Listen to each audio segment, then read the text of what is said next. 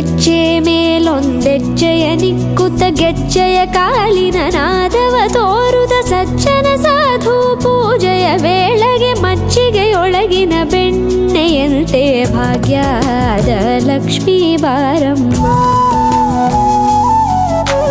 ಹೆಜ್ಜೆ ಮೇಲೊಂದೆಜ್ಜೆಯ ನಿಕ್ಕುತ್ತ ಗೆಜ್ಜೆಯ ಕಾಲಿನ ನಾದವ ತೋರುದ ಸಜ್ಜನ ಸಾಧು ಪೂಜೆಯ ವೇಳೆಗೆ ಮಜ್ಜಿಗೆಯೊಳಗಿನ ಬೆಣ್ಣೆಯಂತೆ ಭಾಗ್ಯದ ಲಕ್ಷ್ಮೀ ಬಾರಮ್ಮ.